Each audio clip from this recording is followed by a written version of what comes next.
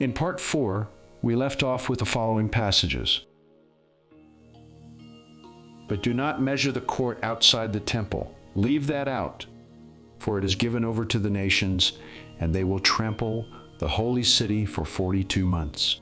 The beast that ascends out of the bottomless pit will make war against them, overcome them, and kill them. Also, it was allowed to make war on the saints and to conquer them. And authority was given it over every tribe and people and language and nation. Though we have two different perspectives concerning war, there is but one war to consider. For though we walk in the flesh, we are not waging war according to the flesh. For the weapons of our warfare are not of the flesh, but have divine power to destroy strongholds. We destroy arguments and every lofty opinion raised against the knowledge of God, and take every thought captive to obey Christ, being ready to punish every disobedience when your obedience is complete. These passages are clear. We do not wage war according to the flesh, and our weapons are not of the flesh. Why? Because the war is inward, against strongholds, arguments, and lofty opinions that stand against the knowledge of God. It is a war between the carnal mind and the spiritual mind. This is one reason why I see the beast of Revelation 13 as indicative of this carnal nature and mind. Now, let's come back to the following. This calls for a mind with wisdom. The 7 heads are 7 mountains on which the woman is seated. There are also 7 kings, 5 of whom have fallen. One is, the other has not yet come. And when he does come, he must remain only a little while. So far in this series, I have proposed that the beast with its 7 heads and 10 horns typifies the carnal nature and carnal mind with which we do battle, based on Proverbs 6:16 through 19. The fact that they are mountains and kings suggests that these carnal attributes have dominion over us due to the sovereignty of God's purpose. But there is more to be understood. To fully grasp what is presented, we must take a moment to consider Mystery Babylon. In Revelation, there are 2 prominent women presented. The first is a woman clothed with the sun in Revelation 12:1, while Babylon is the second. Here's my theory. Tell me, you who desire to be under the law, do you not listen to the law? For it is written that Abraham had 2 sons, one by a slave woman and one by a free woman. But the son of the slave was born according to the flesh, while the son of the free woman was born through promise. Now this may be interpreted allegorically. These women are 2 covenants. One is from Mount Sinai, bearing children for slavery. She is Hagar. Now, Hagar is Mount Sinai in Arabia. She corresponds to the present Jerusalem, for she is in slavery with her children.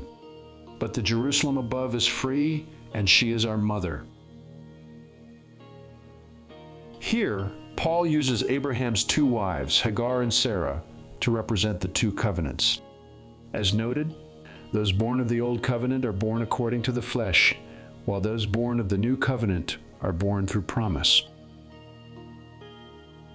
The 2 covenants correspond to the 2 outcomes of the principle of sowing and reaping. After all, isn't the process of sowing and reaping the cycle of conception and birth? Do not be deceived. God is not mocked. For whatever one sows, that will he also reap. For the one who sows to his own flesh will from the flesh reap corruption, but the one who sows to the Spirit will from the Spirit reap Aeonian life. The Old Covenant or law of God corresponds to present Jerusalem, while the New Covenant promise of God corresponds to Jerusalem above. Who is the woman clothed with the sun that appears in heaven? She is the New Covenant promise corresponding to Jerusalem above, followed by the second woman, which is Babylon the Great, or Old Covenant law corresponding to present Jerusalem. The fact that Babylon is considered a great harlot and mother of harlots and abominations coincides with the passages from Romans 7, verses 14 through 25. There's a distinct difference between knowing good and evil and possessing life, but the first is necessary for the second to be realized. Remember, Paul said, the law, Old Covenant, is spiritual, New Covenant. The spiritual essence of the law is defined by the following. Owe no one anything except to love each other, for the one who loves another has fulfilled the law. The commandments, you shall not commit adultery, you shall not murder, you shall not steal, you shall not covet, and any other commandment are summed up in this word, you shall love your neighbor as yourself. Love does no wrong to a neighbor, therefore love is the fulfilling of the law. Love is the fulfilling of the law, therefore love is its purpose.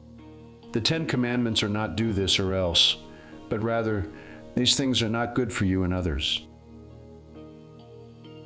Now, with the 2 covenants in mind, let's look once more at our passages in Revelation 17. They are also 7 kings, 5 of whom have fallen. One is, the other has not yet come. And when he does come, he must remain only a little while. By the time John received the visions of Revelation, 5 of the kings had risen and fallen, while the 6th was present. This left the 7th, the other, who had not yet come. Remember, we are not talking about 7 separate kings or 7 other spirits, but the 7-fold characteristics and fullness of just one spirit, a fallen spirit. Consider what Jesus said to the very first church in Revelation. I know you are enduring patiently and bearing up for my name's sake, and you have not grown weary. But I have this against you, that you have abandoned the love you had at first. Remember, therefore, from where you have fallen, repent, and do the works you did at first. If not, I will come to you and remove your lampstand from its place, unless you repent. Do you see it? Jesus states, remember, therefore, from where you have fallen. When we consider the rest of the prophecies to the 7 churches, we will find that this falling away continues through the end, resulting in Laodicea. What does the Lord do when we fall away? He removes our lampstand. In other words, we no longer serve as the light of the world. Instead, we become a form of godliness, devoid of spiritual life. The same thing happened with the religious leaders of Jesus' day, and for the same reason, pride.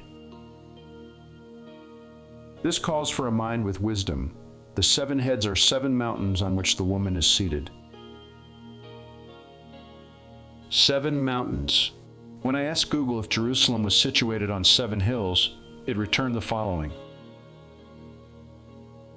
Yes, Jerusalem is often referred to as the city of 7 hills. This association is based on the historical and religious significance of the 7 hills that surround or are within the city. This, along with our other considerations, appears to suggest that the beast with 7 heads and 10 horns refers to his people who have, since the days of Christ and the apostles, fallen away from the truth of the gospel. This aligns with Paul's discourse in 2 Thessalonians 2, verses 1 through 12. In the next study, we will pick up from here and continue our examination of the beast.